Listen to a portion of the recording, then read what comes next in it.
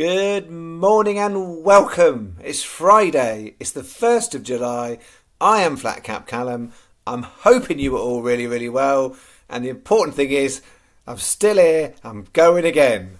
It has been a horrid 7 days, not very good 2 weeks, and generally it was a poor May poor June and not a good May. All in all, it's certainly less exciting doing these videos at the moment. Overall, for June, I ended up about £25 down. If you add on the £35 down we were in May, we're about 60 quid down in the last couple of weeks. So a couple of months.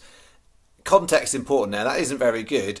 That is only technically about 3 days stake that we are down across those 2 months. But it feels so much worse than that, the way the last couple of weeks have gone. And if you go back to April, we won more in April than we've lost in May and June. But for those of you who are newer to the channel, only been watching a couple of months, you got to take my word for it and anyone else's views and look at the profit and loss I put out and believe me, basically, because it's been a bit of a flat spot. I guess context is interesting because before doing the channel and over the months, there's been a bit of chat about this and people sort of saying what months their best months for betting and whatnot. Historically, I would say May and June aren't necessarily a particularly good months for me. That being said, last year I did all right, May and June particularly. I normally, the way that my strategy works is it comes to its fore kind of mid-season. I would say, but the way that I'm reading the form and at the transitions in the start of the season, so the start of the flat season, May and June, is normally where I find it a little bit harder. And normally I'm not making any promises, it picks up nicely in kind of July, August.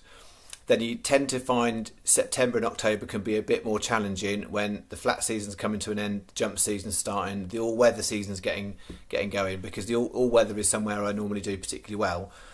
And then it picks up again. I do well November, December, January, February, into March, and then April, May. And so the mid seasons is normally where I would say I'm at my best. So it's not surprising to me that if I was going to hit a flat spot, it's been the last few months. But the last sort of week or two, it's just felt rubbish. Like putting out bets and odd winners, a couple of places, but just nowhere near averages for the channel. And I am racking through all of the data to sort of see if I can find any trends, do anything a little bit differently.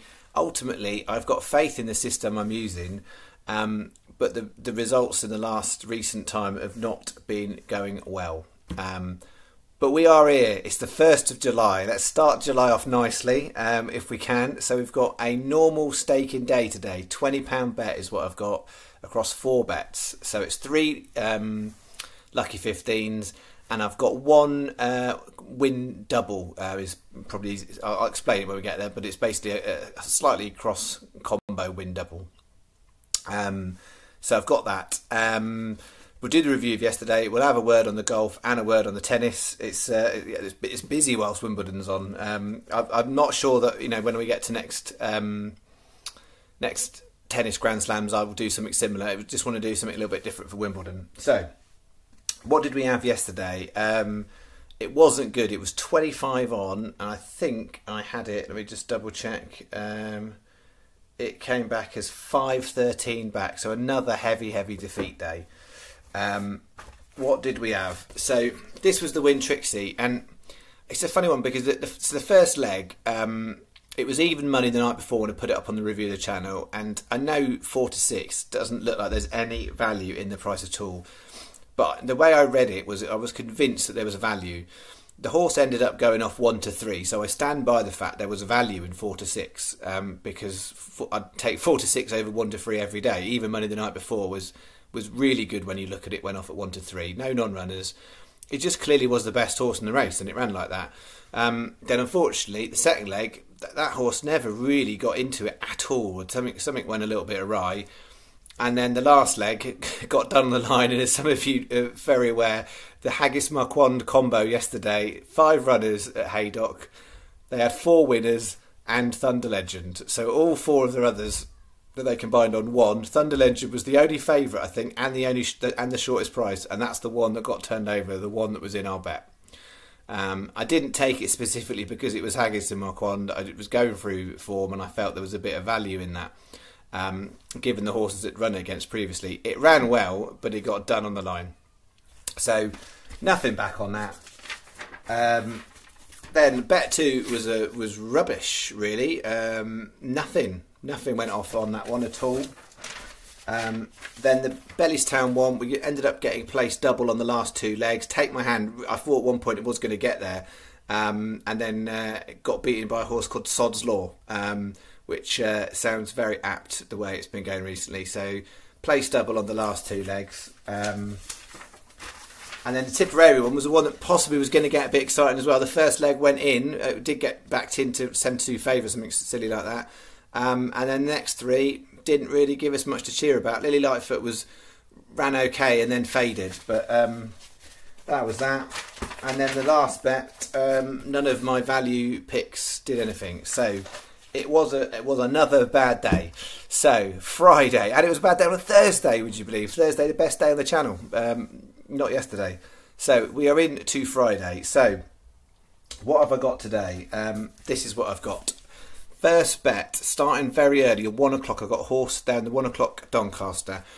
I would say all three Lucky 15 bets are marginally better with Sky Bet. So if you've got the option, I would Sky Bet them. If you haven't, you're not missing out massively, but I would say they're marginally better with Sky Bet, and I'll explain per bet. 1 o'clock Doncaster, most bookies are paying for Sienna Breeze, 18 to 1.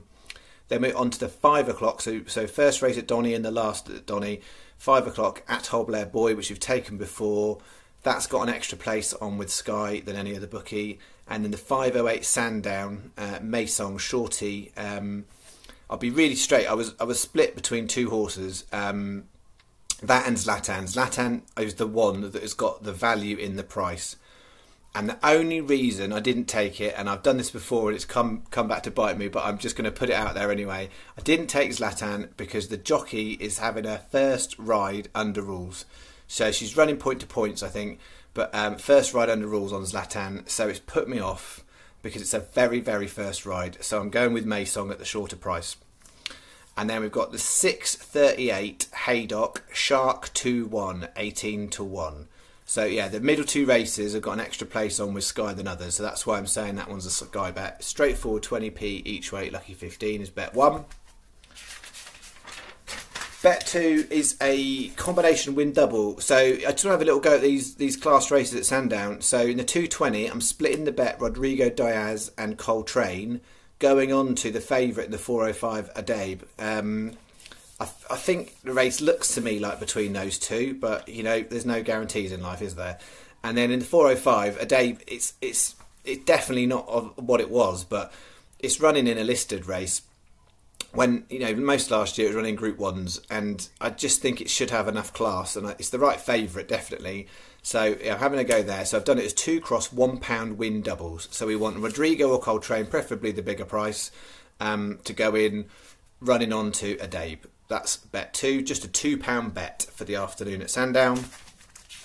And then I've got a National Hunt Jumps Lucky 15. So we've got the first leg 4:13 Newton Abbott R3 Sons 12s, 6:15 Wexford Born Famous 20s.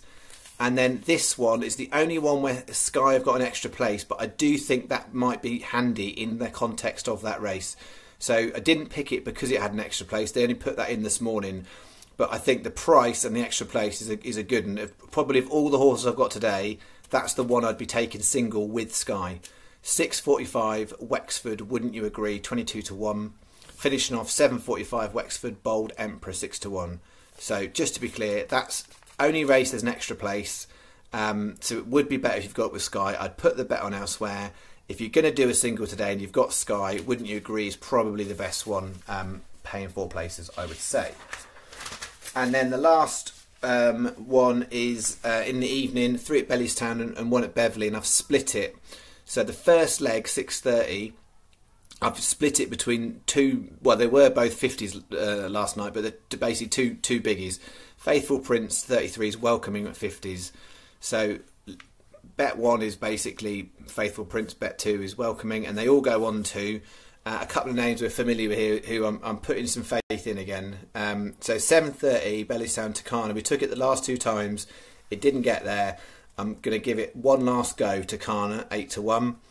8:30 Bellewstown, Loudest Whisper, 9-2, and the 8:55 Beverley, Fire in the Rain. We again, I put faith in that last time.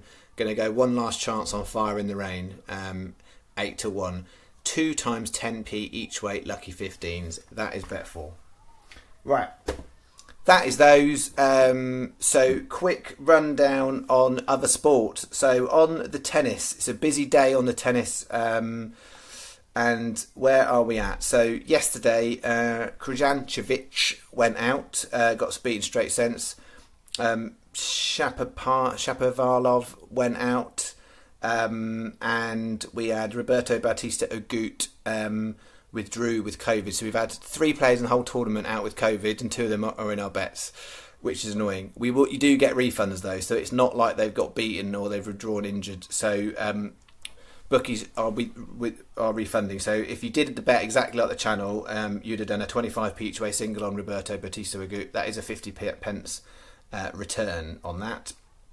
So what does that leave us with? So in Lucky 15-1, we've still got Taylor Fritz, Angelique Kerber and Yelena Ostapenko. So we've got 3 on that leg. And in the other one, we've only got on Jabeur. So it's not really much to write home about at all. So really, when it comes down to it, because in the same quarter, we want Kerber to beat Jabeur. That's what we want. And then outright, we've got Fritz and Kerber still running on. So that is that. And then in the golf, it started brilliant yesterday. I really thought this looks like we could be on for a good one. So just checking my stats there. We've got Dale Whitnell, who did a cracking round. So he's currently 6 under, tied 8th because the earlier ones are out. And the other single in there, Darius Van Driel, he's currently 2 under. He was 3 under at one point and then hit two bogeys back to back, which knocked him out a little bit. But he's still close enough. He's about par basically. But yeah, I think we'll see how he goes today because he's out on course this morning. I think the weather is better this morning, Irish Open. If I was playing, I say I was playing. I'm terrible at golf. If I was playing, I'd much rather go out this morning. So I think the morning players have got the better weather today. So we'll see how we go. And then on the side bet, Kiefer played well. So he was 2nd best German. And if you'd done the full Lucky 15, Lawrence is currently best South African. So that was all looking great. Then over in the John Deere Classic, Sam Ryder was doing well and then hit a double bogey, which cost him. So he's basically level par and about mid-pack.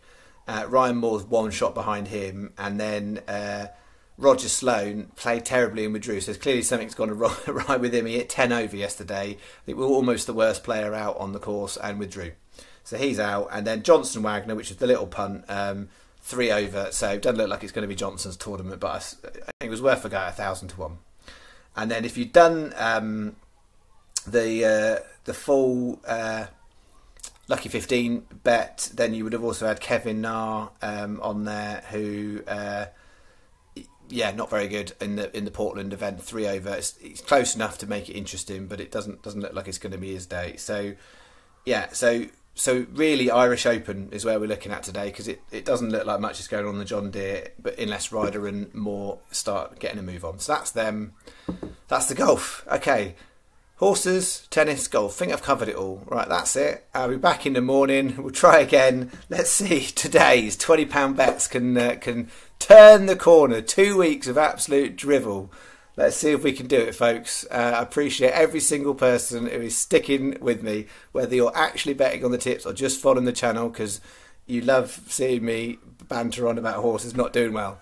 Appreciate every single person. Thanks very much. Back in the morning. Cheerio.